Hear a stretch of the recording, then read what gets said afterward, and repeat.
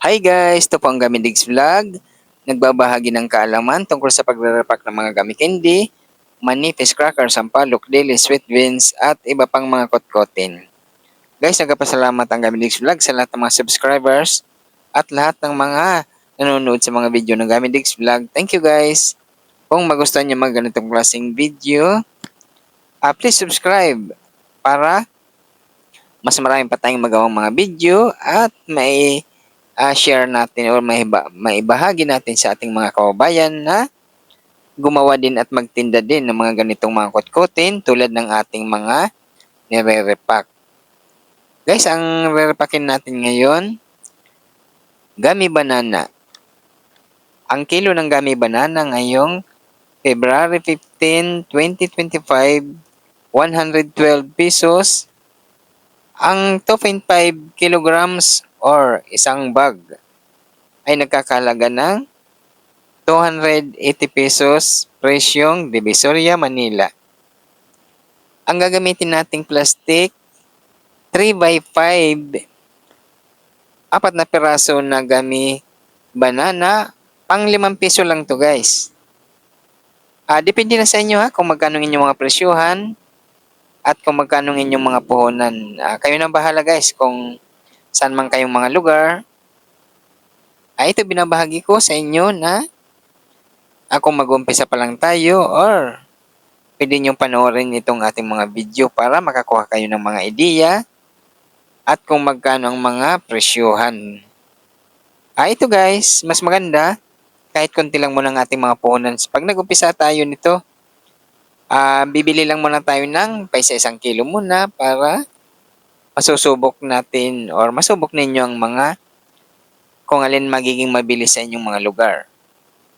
At mas maganda tayo mismo ang pupunta sa mga pamilihan para tayo ang makakapili ng ating mga bibilhin ng mga kotkotin man yan o iba pang klaseng mga fish cracker, mga mani, o kahit anong mga kotkotin guys. Kailangan tayo mismo ang pipili ng ating bibilhin para tayo or para pagkakitaan natin. Tulad nitong gummy candy guys, kahit anong gummy candy, kailangan pipiliin nyo yung malinaw ang plastic, yung hindi nagdidikit-dikit ang gummy. Yan ang unang anuhin natin guys, titingnan. Kailangan yung hindi nagdidikit-dikit yung mga gummy candy para ibig sabihin maganda yun at saka mga bago. Ayan ang ating mga tatandaan sa unang kung mag-uumpisa pa lang tayo ng mga ganitong pagtitinda. At kailangan bibili din tayo ng mga kagamitan ng mga pagtitinda nitong mga gummy candy guys. Unang-una yung heat sealer, yung pang-sell at saka mga plastic na pagkakailanganin natin. Pwede nyo rin panoorin itong ating mga video dito sa ating channel para pwede nyo rin gawin ng kagaya ng mga ginagamit kong mga plastic na pinagbabalutan natin. Ito madali lang naman to guys, maibenta sa ating mga kababayan. Mabili ito sa kahit saang mga lugar tayo guys, tulad nito mga gummy candy. Mabili ito sa ating mga bata hanggang matatanda. At saka, iba't ibang klaseng mga kotkotin. Ganun lang ang pag-repack nito. Kailangan mabilis natin ito may repack para makintab siya at saka mabango siya kagad. Mabango siya kung may repack natin siya kagad. Dito sa ating pagbabahagi ng mga video, pwede nyo rin ito gawin kagaya ng ginagawa natin para tayo ay kumita. Ito guys, ang pwesto natin, hindi natin nilalagyan ng screen. Open lang siya para mas madali siya maibenta or madali makita ng ating mga kababayan na mga magiging customer natin. Lalo na kung ang ating lugar guys, maraming tao. Mabili itong mga ganitong mga kotkotin. At saka malalaking mga tubo nito. Itong mga gummy candy na bibilhin lang natin at saka ire-repack lang natin. Ayun, hindi tayo masyadong pagod dito kasi hindi naman natin to lulutuin pa. Bibilihin lang natin basta may puhunan lang tayo. Ire-repack lang natin. Yun na. Pwede na nating i-display sa ating mga bahay or kahit saan lugar man kung na gusto natin pagka makapagtinda ng ganito guys. Ito maraming mga akot-kotin na pwede natin pagkakitaan.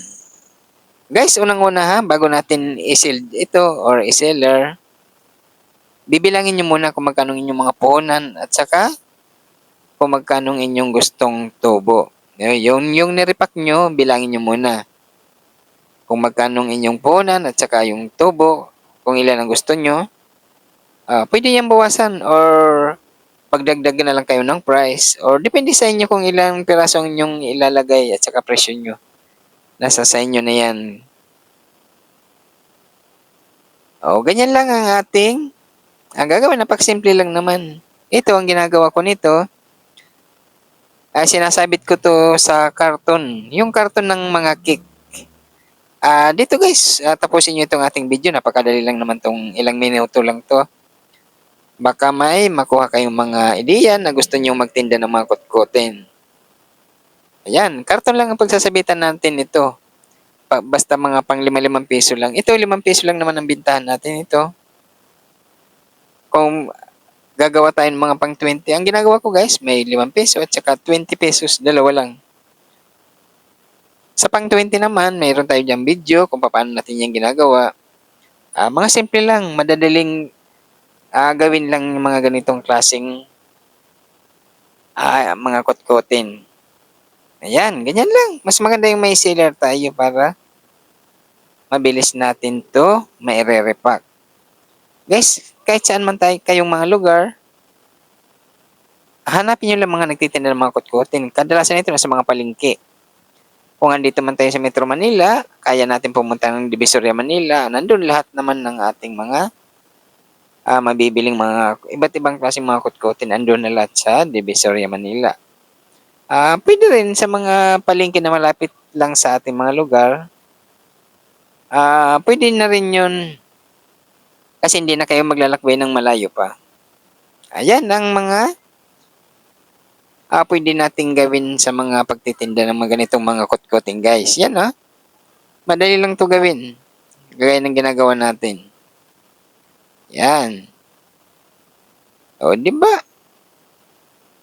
Kailangan nito tiyagaan lang at saka sipag.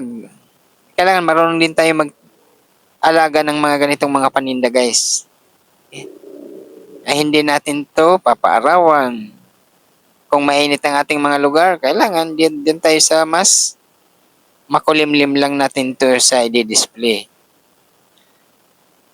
Pag oras naman ng mga summer, napakainit ang panahon, pag mga tanghali na mainit sobrang panahon, lalagay natin to sa mga lamesa. Tatabunan natin ng tilang malinis na babasahin natin. At saka pipigaan, kailangan hindi tumutulo para lagyan natin ng tabunan natin ng tila na malinis na basa para hindi siya mainitan. Pag hindi na mainit, medyo hapon na, pwede na natin i-display. Ganun ang lang nito sa mga gamit candy or anumang mga kutkotin. Pagka summer, obligado natin na hindi natin siya papainitan ng sobra. Guys, mabili ang mga ganitong mga kutkotin. Masarap. At may bibinta natin ng mas mura lang ang kanyang presyo. Kagaya sa akin, pang 5 piso lang to para mabilis natin maibibinta. At saka,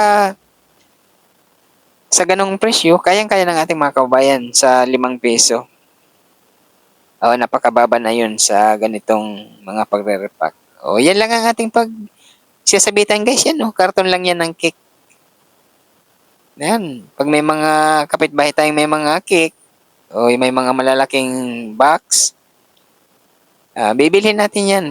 Kaysa itapon, mapakinabangan pa natin. Yan, gagawin lang nating sabitan ng mga paninda natin. Yan, tatabasin lang natin. Tapos may alambre yan guys sa taas na pagsasabitan. Dalawang tupi ng karton saka stapler rin para medyo makapal ang pagsasabitan ng alambre at hindi siya mapupunit. Ito lang, ganyan lang ang mga gagawin sa mga pagtitinda ng mga kutkuting guys. Yan maganda na tingnan yan. magkabilang gilid ang ating pag-stapler para mas maganda ang tingnan at marami tayong mailalagay. O yan, no? Sundan lang itong ating video guys. Napaka 12 minutes lang na video na to na inyong tsatsagain panoorin. Malay nyo, magustuhan nyo mga ganitong pagtitinda ng mga kutkutin at kayo din ay kumita. Oh, kung naghahanap kayo ng inahirapan kayo maghanap ng pagkakakitaan, bakit di nyo subukan itong mga kutkutin? At total, bibilhin lang naman natin to at saka i-repack. O, yun lang. Ganun lang ang ating gagawin dito. O, kahit hindi ganong kalakihan o na mismo ang puhunan natin, magmumultiply din yan. Kasi itong mga gummy candy guys, pag nakita to ng mga bata, hanggang matanda, gustong gusto kumain nito. At napakaganda kung i-repack natin to ng maliliit lang. Kagaya nitong ginagawa natin para mas mabilis nating maibibenta. Yan. Huwag natin yung malalaking mas maganda yung nakaganito lang na repack. Huwag natin lalagyan sa hindi naman sa mga bote kasi matataas ang ng bintahan. Mahirap alok sa ating mga kababayan. Mas maganda yung ganito ng ₱5 peso, 20 pesos, or depende sa presyo ng gusto nyo. Hindi naman ganun kataasan, pero malaki ang tutubuin niya. Ito guys na isang bag na binibili ko, 280 pesos. Tumutubo to ng 200 plus pesos din. Ayan na guys, napakaganda ng ating na-repack. Guys, nagpapasalamat ang Gamidigs Vlog sa lahat ng mga subscribers at lahat ng mga nanonood sa mga video ng Gamidigs Vlog. Thank you guys. Kung magustuhan nyo mga ganitong klaseng video, please subscribe, pa-like at share. At pwede rin kayo mag-comment kung magustuhan nyo mga ganitong video or magtanong kayo kung paano natin. At gagawin nyo rin guys ang pagtitinda ng mga kutkutin para lahat tayo ay kumita. Thank you guys.